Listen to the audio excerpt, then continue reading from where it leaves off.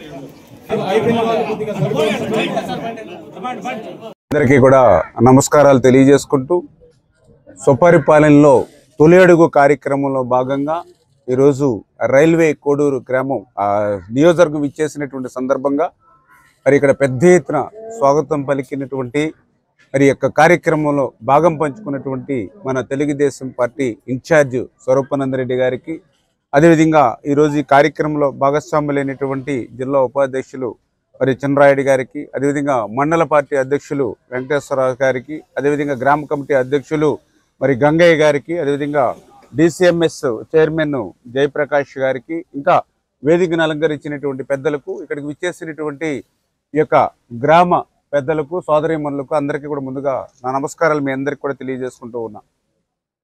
ఈరోజు సుపరిపాలనలో తొలి అడుగు కార్యక్రమంలో ఏ ఇంటికి వెళ్ళినా, ఏ గడప దగ్గరికి వెళ్ళినా కూడా ఈ సంవత్సర పరిపాలన పట్ల పూర్తి సంతృప్తిని, సంతోషాన్ని, ఆనందాన్ని వ్యక్తం చేస్తున్నటువంటి పరిస్థితి.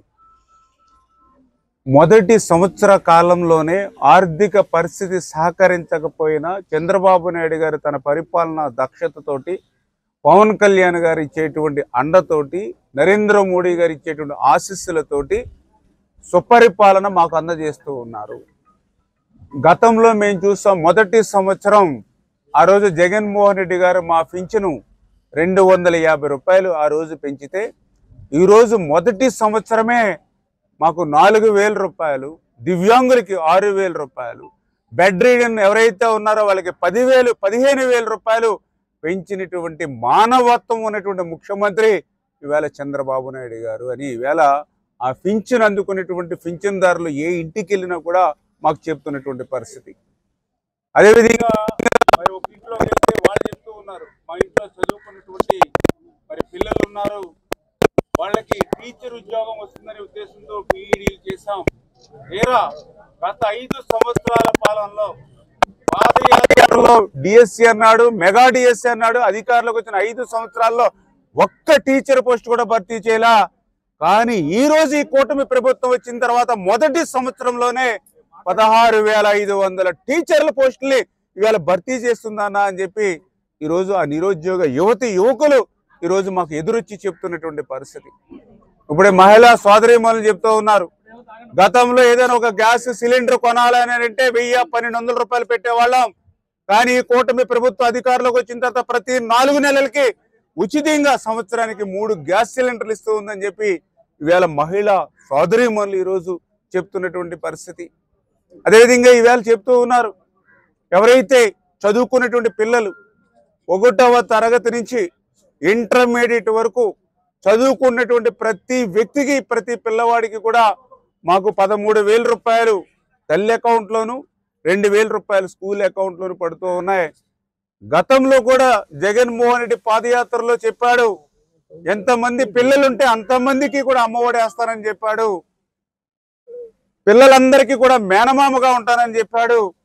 మరి భారతీరెడ్డి గారు ఆయన సతీమణితే ఊరు ఓడ తిరిగి ఒక బిడ్డని బడికి పంపితే 15,000 రూపాయలు, 2 బిడ్డల్ని బడికి పంపితే 30,000 రూపాయలని ఆమె చెప్పింది. కానీ అధికారంలోకి వచ్చిన తర్వాత మాట తప్పి మడమ తిప్పి ఒక బిడ్డకి మాత్రమే 13,000 రూపాయలు ఇచ్చాడు. ఒక బిడ్డకే మేనమామ గుండి మిగిలిన వాళ్ళు గాలికి వదిలేశాడు. కానీ ఈరోజు చంద్రబాబు నాయుడు గారు అధికారంలోకి వచ్చాక ఇచ్చినటువంటి మాటకు కట్టుబడి ఎంతమంది పిల్లలు ఉంటే అంతమందికి, 2 పిల్లలుంటే 26,000, 3 పిల్లలు చదువుకుంటే 39,000, 4 పిల్లలు చదువుకుంటే 52,000, 5 పిల్లలు చదువుకుంటే 65,000 రూపాయలు. మరి ఎక్కడ చూసినా మొన్న మేము పులివెందులు పోతే ఒక ఆమె చెప్తూ ఉంది, మా బిడ్డలు 5 బిడ్డలకి 65,000 రూపాయలు వస్తూ ఉంది ఈవేళ చంద్రబాబు నాయుడు గారు ముఖ్యమంత్రిగా. గతంలో ఇక్కడే మేము ఓటేసి గెలిపించినటువంటి ఎమ్మెల్యేగా ఆ రోజు జగన్మోహన్ రెడ్డి గారు ముఖ్యమంత్రిగా ఉంటే నాకు 5 బిడ్డల్లో ఒక బిడ్డకే 13,000 ఇచ్చింది.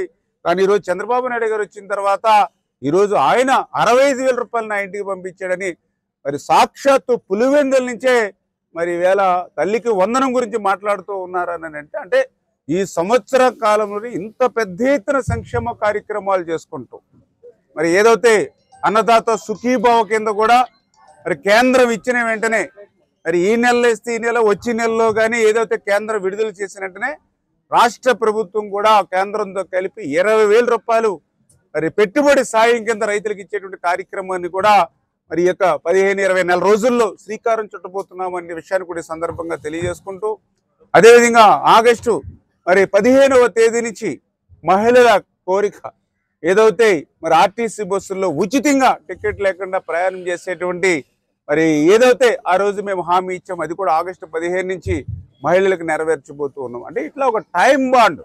మొదటి సంవత్సరంలోనే ఆర్థిక పరిస్థితి సహకరించకపోయినప్పటికీ కూడా ఆర్థిక పరిస్థితి ఈవేళ వెంటిలేటర్ మీద ఉన్నటువంటి స్థితిలో, ఎందుకంటే మీ అందరికీ తెలుసు, మొన్న మేము అధికారంలోకి వచ్చే సమయానికి చూస్తే ఆ వెంటిలేటర్ మీద ఉన్నటువంటి పరిస్థితి,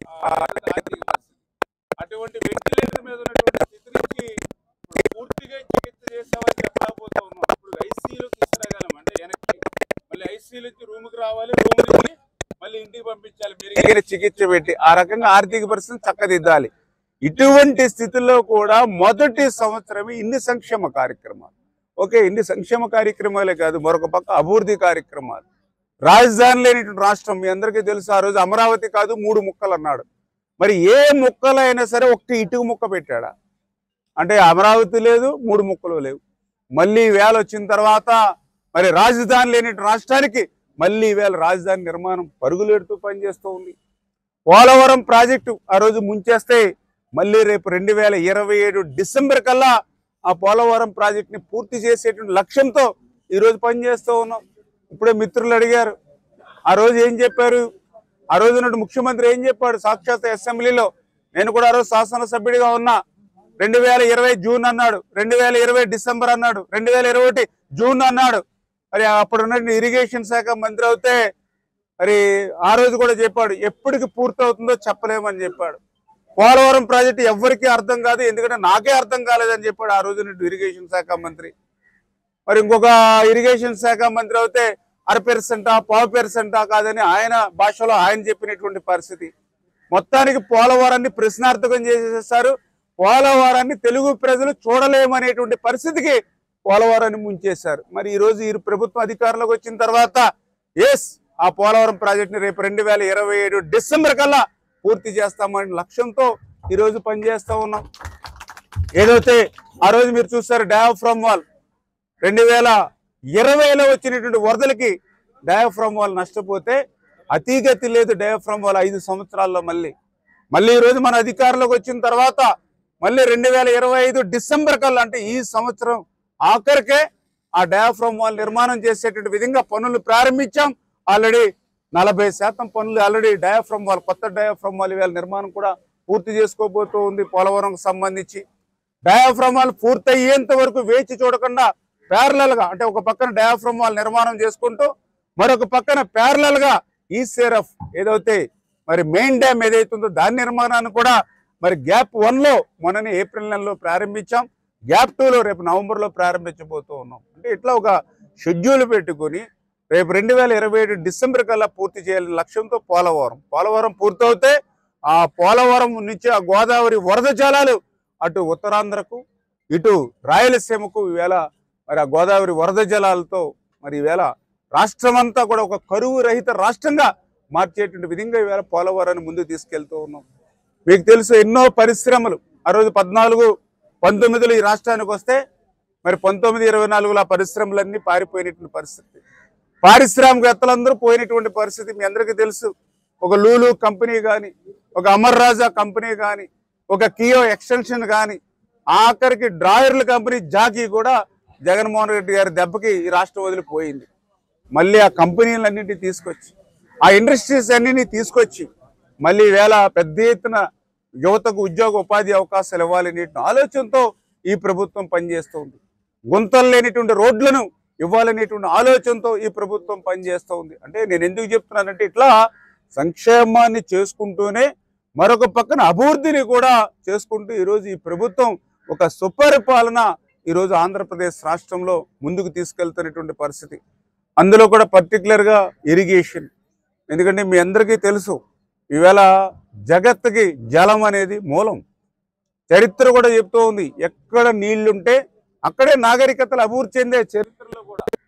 అందుకే ఆ రోజు ఎన్టీ రామారావు గారి దగ్గర నుంచి ఈ రోజు చంద్రబాబు నాయుడు గారి వరకు ఒక తెలుగు గంగ, ఒక హంద్రీనేవా, ఒక గాలేరు నగరి, ఒక ఎల్ఎల్సి, ఒక హెచ్ఎల్సి, ఒక కేసీ కెనాల్, ఏ పేరు చెప్పండి, ఏ ప్రాజెక్టు, ఏ రిజర్వాయర్ పేరు చెప్పండి, గుర్తుకొచ్చేది తెలుగుదేశం పార్టీ అన్న ఎన్టీఆర్, చంద్రబాబు నాయుడు గారు. ఆ రోజు కాదు ఈ రోజు కూడా చూస్తారు మీరు. మొన్న ఏదైతే హంద్రీనివాకు సంబంధించినటువంటి పనులు 5 సంవత్సరాలు జగన్మోహన్ రెడ్డి హయాంలో, ఎందుకంటే ఆయన చెప్తూ ఉంటాడు నేను రాయలసీమ బిడ్డ అంటాడు. మరి రాయలసీమ బిడ్డ అని చెప్పుకునేటువంటి వ్యక్తి నువ్వు 5 సంవత్సరాల్లో ఆ రాయలసీమకు వరప్రసాదం లాంటి ఆ యొక్క హంద్రీనివాకు సంబంధించి 5 సంవత్సరాలు ఒక్క రూపాయి ఖర్చు పెట్టలేదు. 5 సంవత్సరాలు ఒక తట్ట మట్టి తీయలేదు. 5 సంవత్సరాలు ఒక సిమెంట్ బస్తా పని చేయలేదు. మరి మేము అధికారంలోకి వచ్చిన మొదటి సంవత్సరంలోనే హంద్రీనివాకు సంబంధించి 3850 క్యూసెక్ల మోటార్ల సామర్థ్యాన్ని పెంచి మొన్న చంద్రబాబు నాయుడు గారి చేతుల మీదుగా ఆ మోటార్లు ఆన్ చేశాం. అంటే 5 సంవత్సరాల్లో నువ్వు చేయలేనటువంటి పనిని మొదటి సంవత్సరంలోనే చేసి చూపించినటువంటి నాయకుడు ఇవాళ నారా చంద్రబాబు నాయుడు గారు.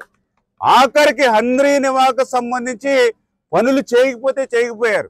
నేను ఇరిగేషన్ శాఖ మంత్రిగా వచ్చి చూస్తే హంద్రీనివాకు వాడినటువంటి మోటార్లకు సంబంధించి కరెంటు బిల్లులు కూడా కట్టనటువంటి వ్యక్తి జగన్మోహన్ రెడ్డి. అంటే నాకు తెలుసుండి రాయలసీమకు ఏ ముఖ్యమంత్రి చేయనటువంటి ద్రోహం దగా జగన్మోహన్ రెడ్డి చేసినటువంటి పరిస్థితి కళ్ళారా కనిపిస్తూ ఉంది.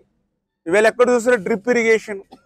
మరి డ్రిప్ ఇరిగేషన్ 1924 సంవత్సరంలో నీ సొంత డబ్బులు అవసరంలా, స్టేట్ బడ్జెట్లోంచి అవసరంలా, నీ జేబులో డబ్బులు అవసరంలా, కేంద్రమే 90% సబ్సిడీ ఇస్తుంది డ్రిప్ ఇరిగేషన్కి. నువ్వు 5 సంవత్సరాలు ఎక్కడైనా డ్రిప్ ఇరిగేషన్ మాట ఎత్తావా?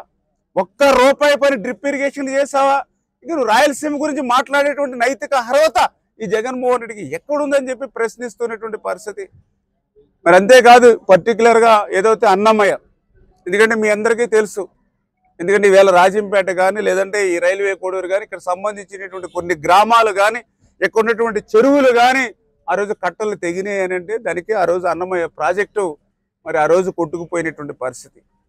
మరి ఆ రోజు ఏదైతే పింఛా ప్రాజెక్టు ఆ రోజు మొదట కొట్టుకుపోతే వార్నింగ్ ఇచ్చారు, పింఛా కొట్టుకుపోతుంది ప్రాజెక్టు, ఆ నీరు ఇన్ఫ్లో అంతా కూడా అన్నమయ్యకు వస్తుంది అని చెప్తే కేవలం ఆ రోజు జగన్మోహన్ రెడ్డి గారు వాళ్ళ అనుశీలి ఇసుక దందా కోసం, శాండ్ మాఫియా కోసం ఆ రోజు అన్నమయ్య ప్రాజెక్టుకి మరి పింఛా ప్రాజెక్టు కొట్టుకుని ఇంత వాటర్ వస్తుందని తెలిసినా కూడా అక్కడ గేట్లు సకాలంలో ఓపెన్ చేయక, ఎందుకంటే అన్నమయ్య క్రింద అంతా కూడా పెద్ద ఎత్తున శాండ్ మాఫియా నడుస్తూ ఉంది. వాళ్ళ వెహికల్స్ ఉన్నాయి, వాళ్ళ మిషనరీ ఉంది, ఆ మిషనరీని వెహికల్స్ని ఇవన్నీ జాగ్రత్త పెట్టుకోవాలనే ఆలోచనతో ఆ యొక్క అన్నమయ్యను కూడా ఇన్ టైంలో ఓపెన్ చేయకపోవడంతో, అందుకే ఇది ప్రకృతి తప్పిదం కాదు, మానవ తప్పిదం. ఆ రోజు జగన్మోహన్ రెడ్డి తప్పిదం అన్నమయ్య ప్రాజెక్టు కొట్టుకుపోవడం. అన్నమయ్య ప్రాజెక్టు కొట్టుకుపోవడం అంటే దగ్గర దగ్గర మరి 15-20 గ్రామాలు తుడిచిపెట్టుకుపోయినటువంటి పరిస్థితి. దగ్గర దగ్గర 40-42 మంది చనిపోయినటువంటి పరిస్థితి. ఆ రోజు తాడేపల్లి రాజ్యప్రసాద్ వదిలి కాలు బయటికి పెట్టి ఎవరినైనా పలకరించాడే మీ గ్రామాల్లో? ఆ రోజు తప్పు జారి ఎప్పుడైనా వస్తే 144 సెక్షన్లు, 30 యాక్ట్లు, మరి పరదాల మాటున బ్యారికేడ్ల చాటున మరి ఒక నిరంకుశత్వమైన నియంతృత్వమైన పాలనలో ఆ రోజు తాడేపల్లికి మరి పరిమితం అయిపోయినటువంటి పరిస్థితి. అందుకే ఈరోజు మళ్ళీ కూటమి ప్రభుత్వ అధికారంలోకి వచ్చాక మొన్ననే కడపలో జరిగిన మహానాడులో స్పష్టంగా చంద్రబాబు నాయుడు గారు కూడా హామీ ఇవ్వడం జరిగింది. ఏదైతే అన్నమయ్య ప్రాజెక్టుకు సంబంధించి మళ్ళీ ఎస్టిమేషన్లు రీఎస్టిమేషన్లు వేసి, ఎందుకంటే అది సిడబ్ల్యూసి అది 8 లక్షల క్యూసెక్ల ప్రకారం అని చెప్పి ఎస్టిమేషన్లు బాగా ఎక్కువగా ఉండి చేయలేనటువంటి స్థితిలో ఉంటే దాని వాస్తవికమైనటువంటి పరిస్థితిని అంతా కూడా ఎస్టిమేషన్ వేసి ఆ అన్నమయ్య ప్రాజెక్టుని కూడా మళ్ళీ పునర్నిర్మాణం చేయలేనిటువంటి ఆలోచనతో ఈ ప్రభుత్వం ఉండడం అనే విషయాన్ని కూడా ఈ సందర్భంగా మరి మీ ద్వారా ఇంకొకసారి తెలియజేసుకుంటూ, ఈ రకంగా రాయలసీమ అభివృద్ధికి సంక్షేమానికి ఎప్పుడు కూడా ఈ ప్రభుత్వం పనిచేస్తుంది. ఈ రైల్వే కోడూరు నియోజకవర్గం కూడా మరి మంచి నియోజకవర్గం. ఎందుకంటే ఇప్పుడే మేము చూస్తూ ఉంటే మా పచ్చని కోనసీమను మించి మంచి అందంగా ప్రకృతి పులకరిస్తూ ఉన్నటువంటి పరిస్థితి.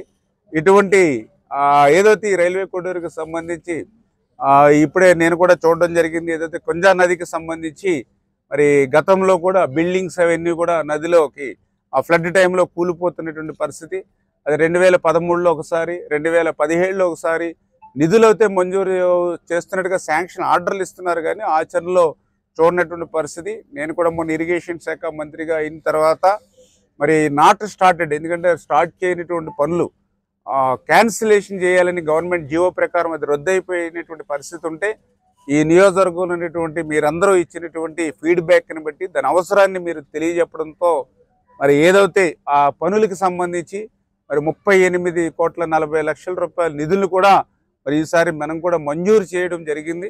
తప్పనిసరిగా గతంలో మాదిరిగా కాకుండా అక్కడ అవసరాన్ని గుర్తుపెట్టుకుని మరి స్థానికంగా మీరు కూడా శ్రద్ధ తీసుకొని ఆ టెండర్స్ అవన్నీ కంప్లీట్ చేసుకుని ఆ ఏజెన్సీని కూడా ఫిక్స్ చేసుకుని ఆ పనులు కూడా చేస్తే మరి ఏదైతే నేను కూడా ఇప్పుడు చూడడం జరిగింది. ఎందుకంటే ఇటు 700 మీటర్స్ ఇటు 700 మీటర్స్ బోత్ సైడ్ అండ్ ఇంకొక 600 మీటర్స్ అంటే దగ్గర దగ్గర 22-2400 మీటర్లు మనం ఏదైతే ఆ రిటైనింగ్ వాల్ నిర్మాణం చేసుకుంటే అక్కడ ఉన్నటువంటి ఇళ్ళకందరికి కూడా సేఫ్టీ ఉంటుంది.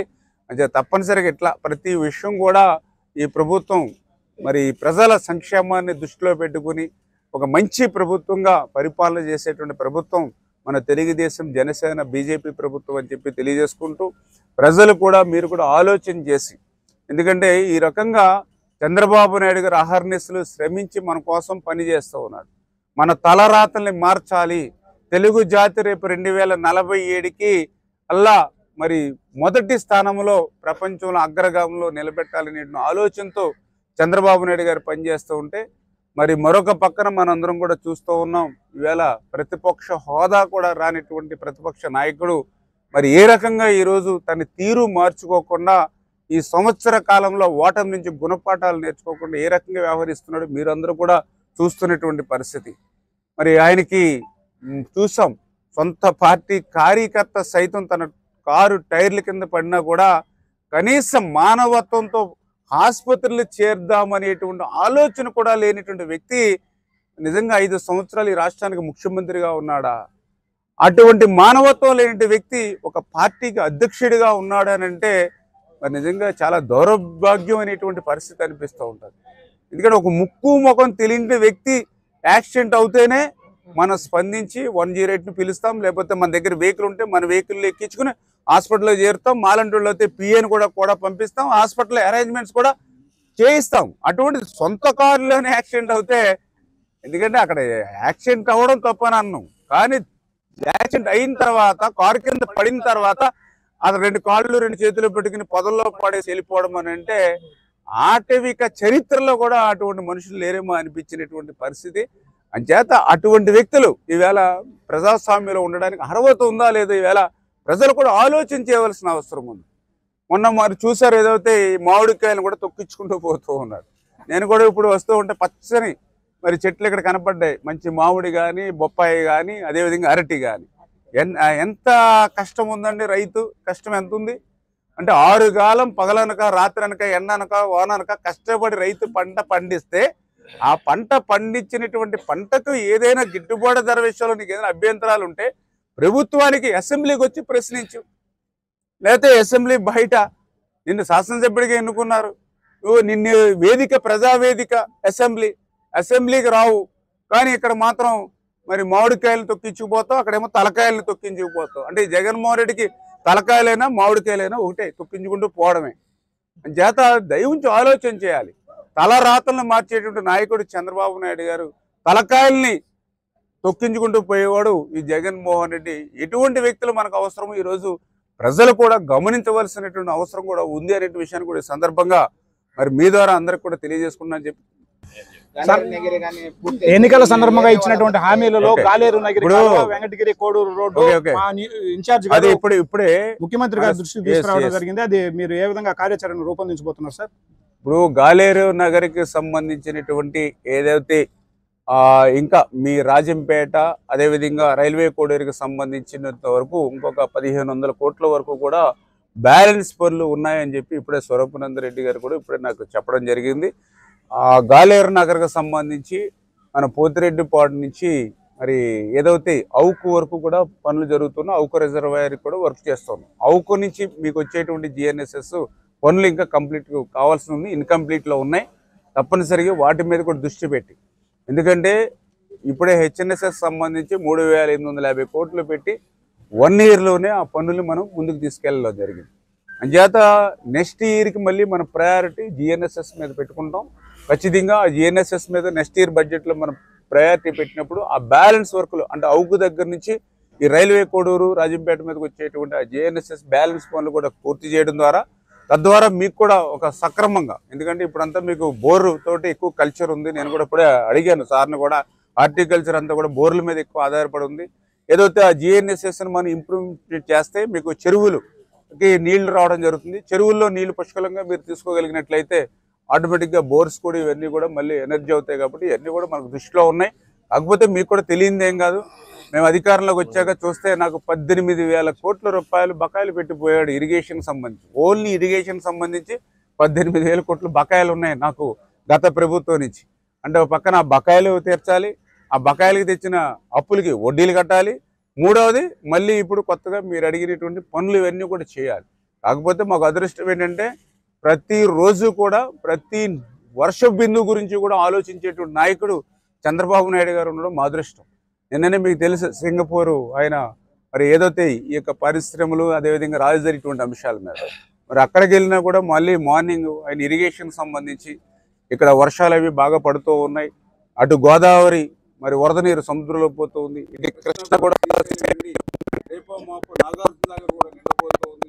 ఈ నీటినన్నింటినీ కూడా పర్టికులర్ గా రాయలసీమకు సంబంధించి పూర్తి చేయాలి, ఫిల్ చేయాలి. ఎక్కడ కూడా గ్యాప్ అనేది లేకుండా వాటర్ మేనేజ్ పర్ఫెక్ట్ గా చేయండి.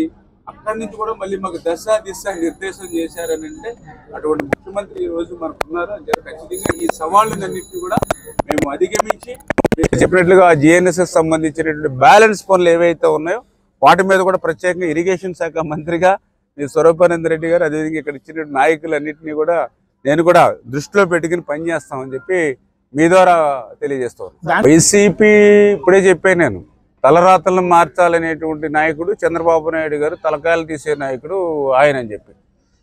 ఇప్పుడు మొన్న కూడా మీరు మాట్లాడడం చూసే ఉంటారు, పోలవరం బనకచర్ల అని అంటే అది ఏ ప్రాంతానికి ప్రయోజనం చేకూరుతుంది, ఏ ప్రాంతం ప్రయోజనాన్ని ఆశించింది, ఏ ప్రాంతం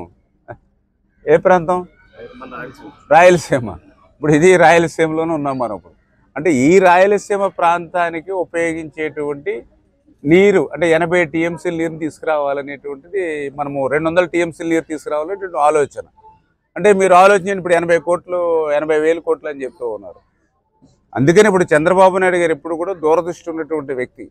ఇప్పుడు గతంలో కూడా హైదరాబాదు ఆ రోజు ఒక సైబరాబాద్ నగరాన్ని సృష్టించినప్పుడు ఈ సాఫ్ట్వేర్ని ఆయన తీసుకొస్తున్నప్పుడు ఆ రోజు కూడా రాజశేఖర్ రెడ్డి ఎద్దేవా చేశాడు, ఏది కంప్యూటర్లకి ఏదైనా కూడు పెడతాయా అని చెప్పాడు, పంపు సెట్లు అని మాట్లాడేవాడు. ఈవేళ పంపు సెట్లను కూడా మనం సెల్ ద్వారా ఆపరేట్ చేసుకునేటువంటి స్థాయికి వచ్చేసాం. మరి ఈరోజు హైదరాబాద్ అంటే తెలంగాణ మిగులు బడ్జెట్కి ఉందంటే హైదరాబాద్ వచ్చేటువంటి ఆదాయమే మిగులు బడ్జెట్ 62% ఆదాయం ఒక హైదరాబాద్ నుంచి వస్తుంది తెలంగాణకి. ఆ రోజు కూడా చంద్రబాబు నాయుడు గారు ఇంటర్నేషనల్ ఎయిర్పోర్టు దేనికోసం, అది రింగ్ రోడ్డు దేనికోసం, లేకపోతే ఈ సైబర్ సిటీ దేనికోసం అనుకుంటే ఇంత ఆదాయం రాదు. ఇంకా మన రాష్ట్రంలో ఉదాహరణ చెప్పాలంటే పట్టిసీమ ఉంది. పట్టిసీమ కూడా ఆ రోజు ఒట్టిసీమ అన్నాడు జగన్మోహన్ రెడ్డి. 1300 కోట్ల రూపాయలు ఖర్చు పెడుతున్నారు, నీటి పాలు అవుతుంది అని చెప్పాడు. మరి మీ అందరికీ తెలుసు, ఆ 1300 కోట్లు పెట్టి పట్టిసీమను కడితే మరి అది 2019 ఆ 3-4 సంవత్సరాలు 50,000 కోట్ల రూపాయల ఆదాయాన్ని ఇచ్చింది కృష్ణా డెల్టాకి. ఆ నీరు రావడం ద్వారానే శ్రీశైలంలో వాటర్ నిలుపుకుని మీకు రాయలసీమకి ఇంత నీరు ఇవ్వగలుగుతూ ఉన్నాం. మీరు రాయలసీమలో ఇప్పుడు మీరు ఏ రిజర్వాయర్ చూడండి, ఒక గోరకొల్లు చూడండి, అవుకు చూడండి, గండికోట చూడండి, చిత్రావతి చూడండి, పైడిపాలెం చూడండి, మీరు ఏ రిజర్వాయర్ అయినా మీరు చూసుకోండి. మొన్న మేము 95% నీటిని నింపగలిగాం. రాష్ట్ర చరిత్రలో ఎప్పుడూ లేనిటువంటి పరిస్థితి. అంటే దీనికి గల కారణం ఏంటంటే ఒక మేనేజ్మెంట్, వాటర్ మేనేజ్మెంట్. ఏదైతే మనము ఆ యొక్క పోలవరం బనకచర్లది కూడా సముద్రంలోకి వృధాగా పోయేటువంటి నీటిని ఉపయోగించుకుంటూ ఉన్నాం. ఎందుకంటే మేము కూడా గోదావరి జిల్లా వాసం. మా గోదావరి జిల్లాలో మా కళ్ళెదురుగుండానే నీళ్ళన్నీ కూడా సముద్రంలో పోతూ ఉంటాయి. 3000 టీఎంసీలు పోతుంది ప్రతి సంవత్సరం కూడా. నేను మొన్న చూస్తే 50 సంవత్సరాలు అంటే 1975 1975 నుంచి మొన్న 24 వరకు 50 సంవత్సరాల చరిత్ర చూస్తే 153,000 టీఎంసీల నీరు సముద్రంలోకి పోయింది. మరి ఏదైతే ఇప్పుడు ఇది ఎంతది జూలై, ఇంకా ఆగస్టులో కూడా రాలా. మరి ఈ 40 రోజుల్లోనే 600 టీఎంసీలు నీరు పోయింది సముద్రంలోకి. 600 టీఎంసీలు. మరి శ్రీశైలం మన అదృష్టం బాగుండి మీ ఆశీర్వాదంతో ప్రభుత్వానికి భగవంతుడి ఆశీస్సులు ఉండి ప్రకృతి ఆశీర్వదించడం వల్ల జూలై మొదటి వారంలోనే శ్రీశైలం నాగార్జున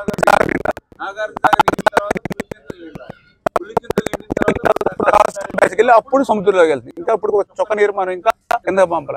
కానీ ఇప్పటికే గోదావరి 600 టీఎంసీల నీరు సముద్రంలోకి పోయింది. ఆ సముద్రంలోకి పోయే నీరు ఉప్పు నీటిలో కలిసిపోయే నీటిని తీసుకొచ్చి మీ రాయలసీమ సస్యశ్యామలం చేయాలని, ఈ రాయలసీమ కనుక ఆ పోలవరం బనకచెర్లు వస్తే ఒక పచ్చని పైరులా మారుతుంది. ఎందుకంటే కృష్ణా డెల్టాలో ప్రతి సంవత్సరం ఇలా సమృద్ధిగా నీరు వచ్చేటువంటి అవకాశాలు ఉండవు. అటువంటి స్థితిలో ఆ 200 టీఎంసీలు బొల్లేపల్లి రిజర్వాయర్ దగ్గర రిజర్వ్ చేసుకుంటే ఆ కరువు కాటకాలు వచ్చినప్పుడు కష్టకాలంలో మీ అందరికీ ఉపయోగపడుతుంది అనేటువంటి ఆలోచనతో 80,000 కోట్ల రూపాయలు ఈరోజు మనం పెట్టుబడి పెట్టినా రేపొద్దుట 80 లక్షల కోట్ల ఆస్తి మళ్ళీ ఈ ఆంధ్రప్రదేశ్ రాష్ట్రానికి ఇచ్చేటువంటి ప్రాజెక్ట్ అది. భవిష్యత్తులో ఈ యొక్క రాయలసీమ అంతా కూడా సస్యశ్యామలం. జగన్మోహన్ రెడ్డి ఒక రాయలసీమ బిడ్డగా దాన్ని కూడా వ్యతిరేకించేటువంటి విధానంగా మాట్లాడడం అని అంటే అతని అవగాహన లేకుండా, ఏదైతే మిగులు జలాలు నిర్ణయించకుండా, వరద జలాలు నిర్ణయించకుండా ఈ ప్రాజెక్టు నిర్మాణం కాకూడదు అని అంటే ఆయన అర్థం ఏంటంటే ఆ పోలవరం బనకచెర్ల పూర్తవుతే ఈ యొక్క రాయలసీమ అంతా సస్యశ్యామలం అవుతుంది. రాయలసీమ సస్యశ్యామలపై పచ్చని పైరులాగా ఉంటే ఇంకా తన ఫ్యాక్షనిజం కానీ, తన రౌడీజానికి కానీ, తన గోండాయిజానికి కానీ ఇక్కడ చెల్లుబాటు కాదు అనేటువంటి ఒక ఆలోచనతోటే జగన్మోహన్ రెడ్డి ఈ ప్రాంతం అభివృద్ధి చెందకూడదు, ఎప్పుడు తన చెప్పు చేతల్లోనే ఉండాలి అనేటువంటి ఆలోచనతో ఆయన వ్యవహరిస్తున్నట్టుగా కనిపిస్తున్నటువంటి స్థితి. ఏదేమైనా అటువంటి సవాళ్లను అధిగమించే ఆ పోలవరం బనకచెర్లను కూడా ముందుకు తీసుకెళ్లి రేపు భవిష్యత్తులో ఈ యొక్క రాయలసీమను ఒక రతనాల సీమగా మార్చాలనే ఆలోచనతోటే చంద్రబాబు నాయుడు గారు పనిచేస్తారు. సుపరిపాలన తొలి అడుగు కార్యక్రమంలో భాగంగా మన ప్రియతమ మంత్రివర్యులు అన్న రామానాయుడు అన్న గారు మన కోడూరు నియోజకవర్గం వచ్చినందుకు హృదయపూర్వక నమస్కారాలు తెలియజేసుకుంటూ, కోడూరు ప్రజల తరపున అన్నకు హృదయపూర్వక నమస్కారాలు తెలియజేసుకుంటున్నాం. ముఖ్యంగా అన్న 20 సంవత్సరాల తర్వాత మన పార్టీ ఇక్కడ గెలవడం జరిగింది. 20 సంవత్సరాలు కూడా ఎప్పుడు కూడా అభివృద్ధికి నోచుకోలేదు రైల్వే కోడూరు. కాబట్టి దయచేసి మీరు కూడా ఇరిగేషన్ దాంట్లో సోమశిల బ్యాక్ వాటర్ ఒకటి మాకు ఒక ఆల్రెడీ రిప్రజెంటేషన్ ఇవ్వడం జరిగింది. ఫైనాన్స్ డిపార్ట్మెంట్కి పోవడం జరిగింది. ఖచ్చితంగా 2 మండలాలు సస్యశ్యామలం అవుతాయి అన్నగారు. ఈ పెనగలూరు, చిట్వేలి, ఈ సోమశిల బ్యాక్ వాటర్ కనుక వస్తే 2 మండలాలు సస్యశ్యామలం అవుతాయి. అదేవిధంగా మన నగిరి గాలేరు కాలువ అనేది మనకు 2024లోనే అది శాంక్షన్ అయింది అన్నగారు. 2024 శాంక్షన్ అయిన తర్వాత ల్యాండ్ అక్వైర్ చేయడం జరిగింది. ల్యాండ్ కాలువలు కూడా తవ్వడం జరిగింది. కాకపోతే అప్పటి నుంచి మన గవర్నమెంట్ కూడా ఆ రోజు పట్టించుకోలేదు. రాజంపేట, కోడూరు నియోజకవర్గం సస్యశ్యామలం అవుతుంది. ఇప్పుడు మనం ప్రియతమ ముఖ్యమంత్రి గారు కడప వరకు ఇవ్వడం జరిగింది. కడప నుంచి కోడూరు వరకు ఇస్తే రాజంపేట, కోడూరు సస్యశ్యామలం అవుతుంది. ఒక్క ప్రాజెక్టు కూడా లేదన్నగారు. ఇక్కడ ఓన్లీ బోర్లతోటే ఇక్కడ వ్యవసాయం చేసుకుంటూ ఉంటారు రైతులు. కాబట్టి ఈ ఒక్క ప్రాజెక్ట్ వస్తే దయచేసి మీరు మాకు, ఎందుకంటే అన్నగారు చాలా కష్టపడతాడు. పార్టీ అంటే కమిట్మెంట్గా చేస్తాడు. అన్నగారు చేసినట్టు 25% తెలుగుదేశం పార్టీ కార్యకర్తలు కానీ, నాయకులు కానీ చేస్తే ఏ ఒక్క సీటు కూడా ఇక్కడ ఓడిపోదు. తెలుగుదేశం పార్టీ 2029లో దిగ్జయంగా జయం వస్తుందని తప్పకుండా తెలియజేసుకుంటూ, అన్న దయచేసి మాకు 56 చెరువులు ఉన్నాయి, 40 కుంటలు ఉన్నాయి అన్నగారు. ఇప్పటి నుంచి 20 సంవత్సరాల నుంచి డెవలప్మెంట్ లేదు. దయచేసి మీరు ఆ మెయింటెనెన్స్కి ఏదైతే ఉందో తూములు అన్నీ చాలా దెబ్బతిని ఉన్నాయి, కట్టలు దెబ్బతిని ఉన్నాయి. కాబట్టి ఆ కంప అంతా మొత్తము నిండిపోయి ఉండే చెరువులంతా. కాబట్టి దయచేసి మీరు పెద్ద మనసుతోటి తప్పకుండా దానికి మెయింటెనెన్స్ ఖర్చుల కింద ఒక 10 కోట్లు కంపల్సరీగా మీ దగ్గర నుంచి మీరు ఇస్తారని దయచేసి కోరుకుంటూ, ఇంకా అన్ని విషయాలు మీకు నేను రిప్రజెంటేషన్ ఇస్తాను అన్నగారికి. దయచేసి మీరు వచ్చినందుకు మీ కోడూరు ప్రజల తరపున కృతజ్ఞతలు తెలియజేసుకుంటా. నమస్తే.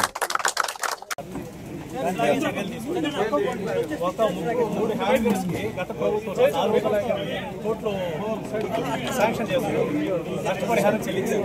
కానీ అంతకుముందు ప్రాబ్లం ఉన్నటువంటి విలేజ్కి కూటమి ప్రభుత్వం టీడీపీ, జనసేన, బీజేపీ వాళ్ళు అన్ని చెప్పి వాళ్ళకి అన్యాయం చేస్తున్నారు కాలం.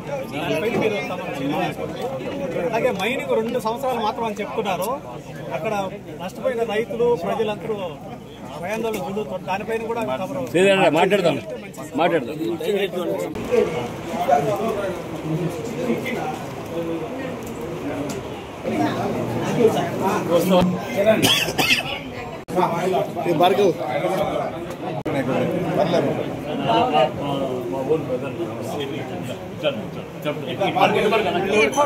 చల్లగా చూస్తేనే మన చల్లగా వెళ్ళింది బయట.